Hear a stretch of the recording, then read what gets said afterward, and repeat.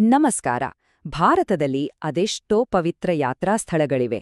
ಆದ್ರೆ ವೈಷ್ಣೋದೇವಿ ದೇವಸ್ಥಾನಕ್ಕೊಂದು ವಿಶೇಷ ಸ್ಥಾನಮಾನ. ಪ್ರತಿ ವರ್ಷ ಕೋಟಿಗಟ್ಲೆ ಜನ ಅಲ್ಲಿಗೆ ಯಾಕೆ ಹೋಗ್ತಾರೆ? ಅದೊಂದು ಕೇವಲ ಪ್ರಯಾಣವಲ್ಲ, ಬದಲಿಗೆ ನಂಬಿಕೆಯ ಒಂದು ಮಹಾಯಾತ್ರೆ. ಬನ್ನಿ, ಈ ಅದ್ಭುತ ಪಯಣದ ಬಗ್ಗೆ ಇನ್ನಷ್ಟು ತಿಳಿದುಕೊಳ್ಳೋಣ. ಹೌದು, ಅಕ್ಷರಶಃ ಪ್ರತಿ ವರ್ಷ ಸುಮಾರು 1 ಕೋಟಿಗೂ ಹೆಚ್ಚು ಜನ ಯಾತ್ರೆಯನ್ನ ಮಾಡ್ತಾರೆ. ಯೋಚನೆ ಮಾಡಿ, ಇದೊಂದು ಕೇವಲ ಸಂಖ್ಯೆಯಲ್ಲ, ಬದಲಿಗೆ ಕೋಟ್ಯಾಂತರ ಜನರ ಅಚಲವಾದ ನಂಬಿಕೆ, ಭಕ್ತಿ ಮತ್ತು ಸಮರ್ಪಣೆಗೆ ಇದೊಂದು ಜೀವಂತ ಸಾಕ್ಷಿ. ಈ ಬೃಹತ್ ಸಂಖ್ಯೆಯೇ ಆ ಸ್ಥಳದ ಆಧ್ಯಾತ್ಮಿಕ ಶಕ್ತಿಯನ್ನ ಎತ್ತಿ ತೋರಿಸುತ್ತೆ. ಹಾಗಾದ್ರೆ ಎಲ್ಲರ ಮನಸ್ಸಲ್ಲೂ ಮೂಡುವ ಪ್ರಶ್ನೆ ಅಂದ್ರೆ, ಹಿಮಾಲಯದ ಆ ಒಂದು ದೂರದ ದುರ್ಗಮ ಪರ್ವತ ಗುಹೆಯ ಕಡೆಗೆ ಇಷ್ಟೊಂದು ಜನರನ್ನ ಸೆಳೆಯುವ ಶಕ್ತಿ ಯಾವುದು? ಇದು ಸುಮ್ಮನೆ ಒಂದು ಪ್ರವಾಸವಂತೂ ಅಲ್ಲ. ಖಂಡಿತ ಇದರ ಹಿಂದೆ ಒಂದು ಆಳವಾದ ನಂಬಿಕೆ ಮತ್ತು ಒಂದು ಶಕ್ತಿಯುತ ಕಥೆಯಿದೆ. ಆ ಕಥೆಯೇ ಈ ಇಡೀ ಯಾತ್ರೆಯ ಜೀವಾಳ. ಈ ಯಾತ್ರೆಯ ಮೂಲ ಅಡಿಪಾಯವೇ ದೇವಿಯ ಕರೆ ಅನ್ನೋ ನಂಬಿಕೆ. ಇಲ್ಲಿನ ನಂಬಿಕೆ ಪ್ರಕಾರ ದೇವಿಯೇ ತನ್ನ ಭಕ್ತರನ್ನ ಇಲ್ಲಿಗೆ ಕರೆಸ್ಕೊಳ್ತಾಳೆ ಅಂತಾರೆ. ಆ ದೈವಿಕ ಕರೆ ಯಾರಿಗೆ ತಲುಪುತ್ತೋ ಅವರು ಎಂಥದ್ದೇ ಕಷ್ಟ ಇದ್ರೂ ಅದನ್ನೆಲ್ಲ ಮೀರಿ ದೇವಿಯ ದರ್ಶನಕ್ಕೆ ಬಂದೇ ಬರ್ತಾರೆ. ಹಾಗಾದ್ರೆ ಯಾರು ಈ ವೈಷ್ಣೋದೇವಿ? ಪುರಾಣಗಳ ಪ್ರಕಾರ ವೈಷ್ಣೋದೇವಿ ಅಂದ್ರೆ ಸಾಕ್ಷಾತ್ ಮಾತಾ ದುರ್ಗೆಯ ಒಂದು ಅವತಾರ.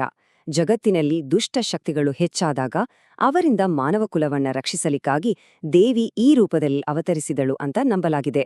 ಅದಕ್ಕಾಗಿಯೇ ಆಕೆಯನ್ನ ಜಗದ್ರಕ್ಷಕಿ ಅಂತ ಪೂಜಿಸ್ತಾರೆ.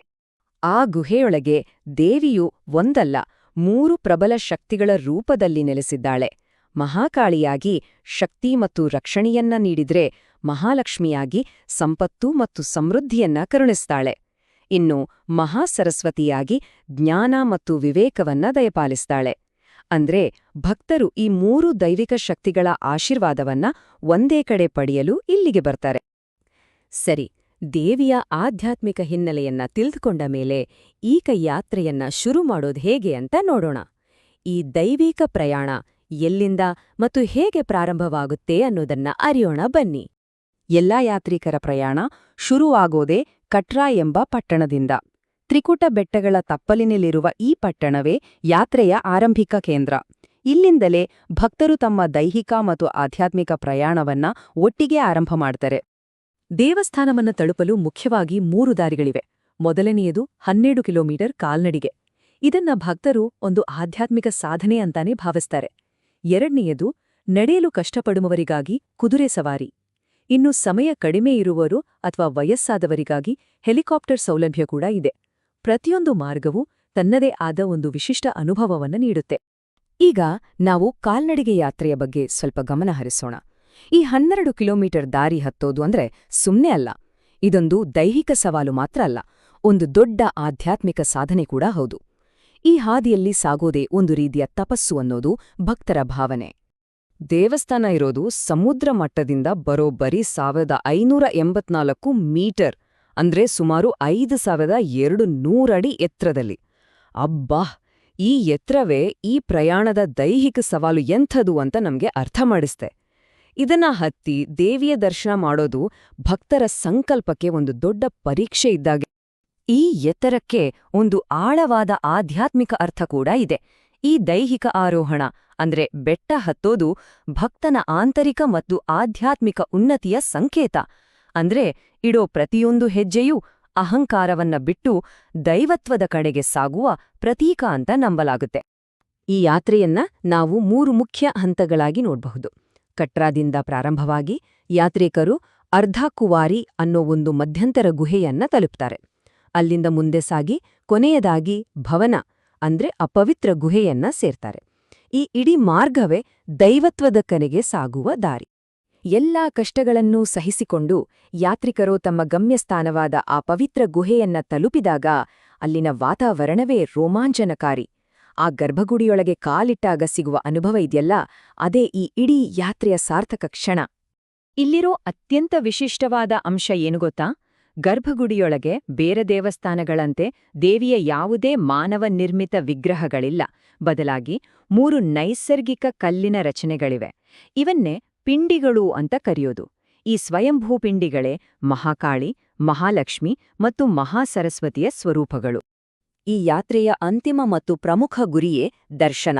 ದರ್ಶನ ಅಂದ್ರೆ ದೇವಿಯ ಆ ದೈವಿಕ ಸ್ವರೂಪಗಳನ್ನ ಕಣ್ಣು ತುಂಬಿಕೊಂಡು ಆಶೀರ್ವಾದ ಪಡೆಯೋದು. ಆ ಒಂದೇ ಒಂದು ಕ್ಷಣದ ಅನುಭವಕ್ಕಾಗಿ ಭಕ್ತರು ಇಷ್ಟೆಲ್ಲ ಕಷ್ಟಗಳನ್ನ ಸಹಿಸಿಕೊಂಡು ಬರೋದು, ಅದು ಅವರ ಇಡೀ ಪ್ರಯಾಣಕ್ಕೆ ಸಿಗುವ ಸಾರ್ಥಕತೆ. ಈ ಯಾತ್ರೆ ಅನ್ನೋದು ಕೇವಲ ಒಂದು ವೈಯಕ್ತಿಕ ಅನುಭವ ಅಷ್ಟೇ ಅಲ್ಲ, ಇದರ ಹಿಂದೆ ಸಾವಿರಾರು ವರ್ಷಗಳ ಇತಿಹಾಸ ಮತ್ತು ಒಂದು ಅಚಲವಾದ ಪರಂಪರೆಯೇ ಇದೆ. ಈಗ ಆ ಐತಿಹಾಸಿಕ ಬೇರುಗಳನ್ನ ಸ್ವಲ್ಪ ನೋಡೋಣ. ಈ ದೇವಸ್ಥಾನದ ಇತಿಹಾಸ 1000 ವರ್ಷಗಳಿಗಿಂತಲೂ ಹಳೆಯದು ಅಂತ ಹೇಳಲಾಗುತ್ತೆ. ಪ್ರಾಚೀನ ಪುರಾಣಗಳಲ್ಲಿ ಕೂಡ ಇದರ ಉಲ್ಲೇಖವಿದೆ. ಇದೇ ಈ ಸ್ಥಳದ ಪ್ರಾಚೀನತೆ ಮತ್ತು ಅದರ ನಿರಂತರ ಮಹತ್ವಕ್ಕೆ ಸಾಕ್ಷಿ. ಇತಿಹಾಸವನ್ನ ನೋಡಿದ್ರೆ ಈ ದೇವಸ್ಥಾನಕ್ಕೆ ಹಲವು ರಾಜಮನೆತನಗಳ ಪೋಷಣೆ ಸಿಕ್ಕಿದೆ.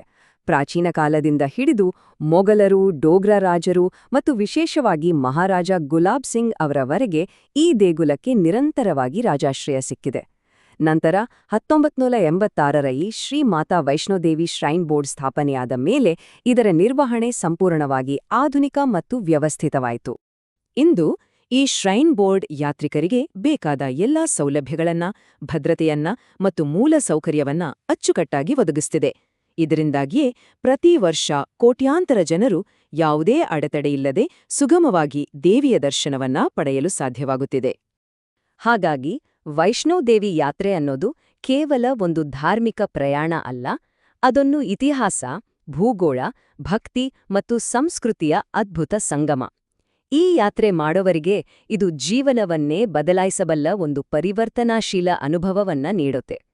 ಇಷ್ಟೆಲ್ಲ ಜನರನ್ನ ಇಂದಿಗೂ ಸೆಳೆಯುತ್ತಿರುವ ಈ ಆಧ್ಯಾತ್ಮಿಕ ಶಕ್ತಿಯ ಮೂಲವಾದರೂ ಯಾವುದು? ಬಹುಶಃ ಆ ಉತ್ತರ ನಂಬಿಕೆಯಲ್ಲೇ ಅಡಗಿರಬೇಕು.